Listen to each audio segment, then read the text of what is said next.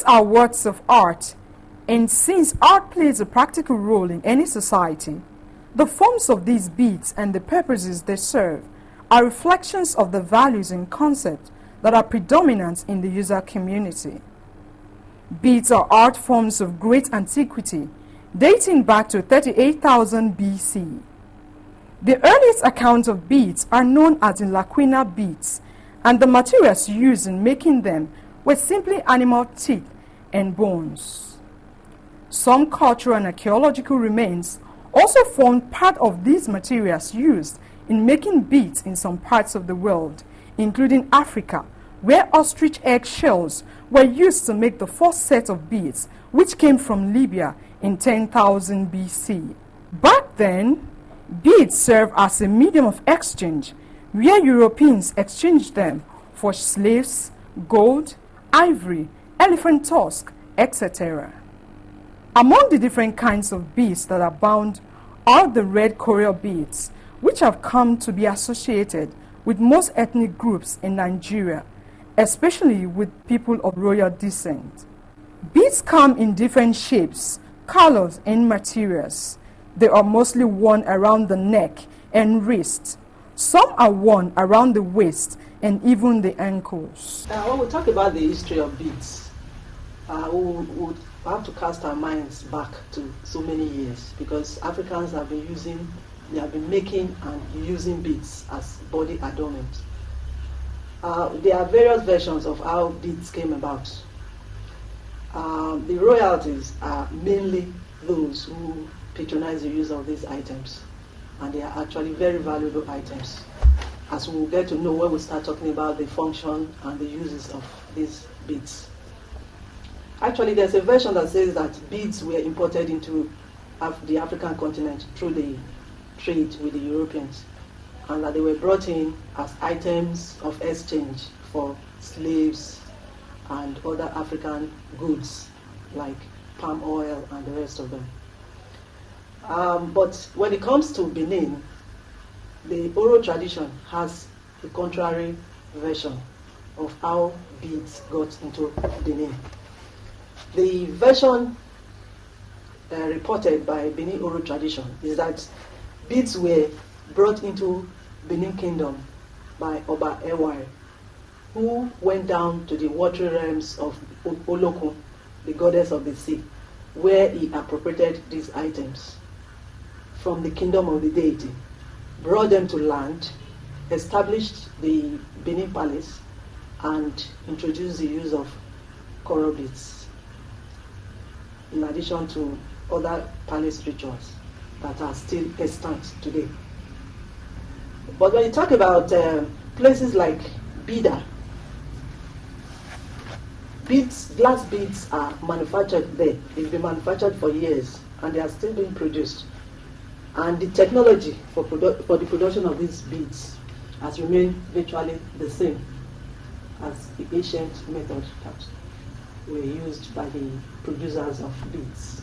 The acquisition of beads by Africans through trade contacts with European maritime traders gives rise to an account which states that the Portuguese first introduced beads into ancient Benin Kingdom in the 15th century. Beads therefore assumed great importance during the reign of Oba Eware the Great of ancient Benin Kingdom, so much so that a titled chief was banned from entering the Oba's presence if he had no beads on. Coral beads are very expensive, and they are not items that are worn casually. They are as expensive to the Beninese as gold is to the Western world, especially those that are made from coral, rightly known as Corallium rubium, or in quotes, the red gold.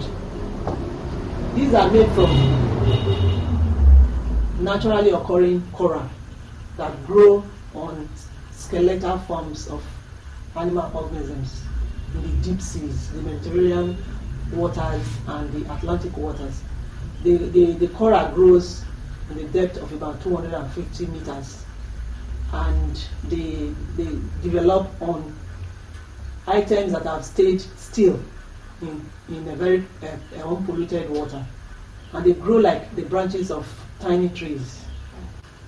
The coral grows on the skeletal forms of animal organisms in the deep sea, especially the Mediterranean waters and the Atlantic waters.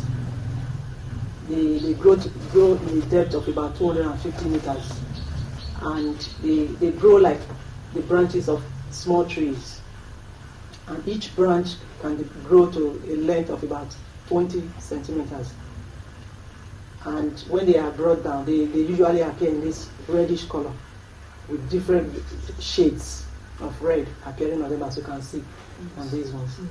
So they are collected. Some are lighter than others. Yes, some are lighter. And some are darker. Yes. In color. Yes. Red. Like these ones, they are very, very bright red.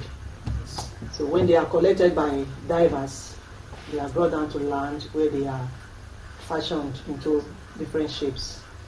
And we have different shapes of beads. Some are tubular, some are cylindrical, and some are ovate in form.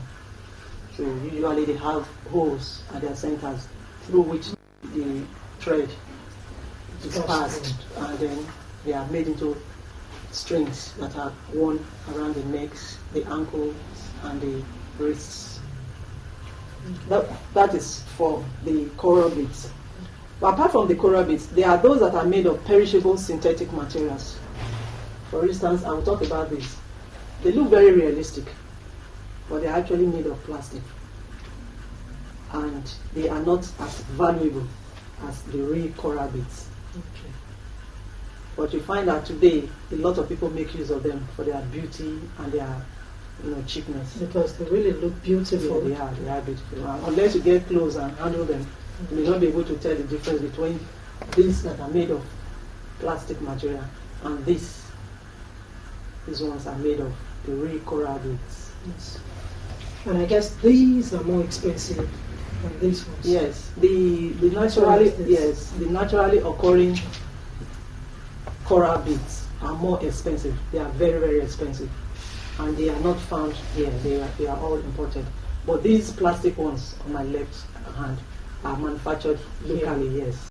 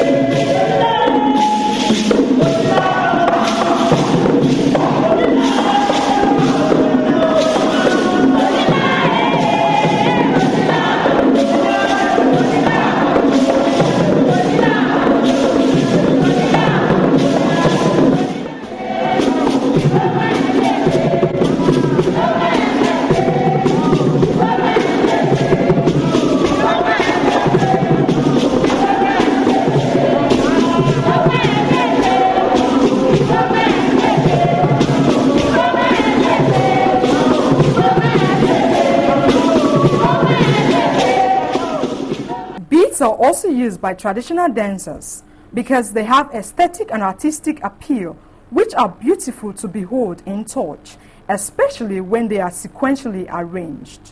Culturally too, beads are worn by people on special occasions such as coronations, weddings, burial ceremonies, chieftaincy, and traditional occasions.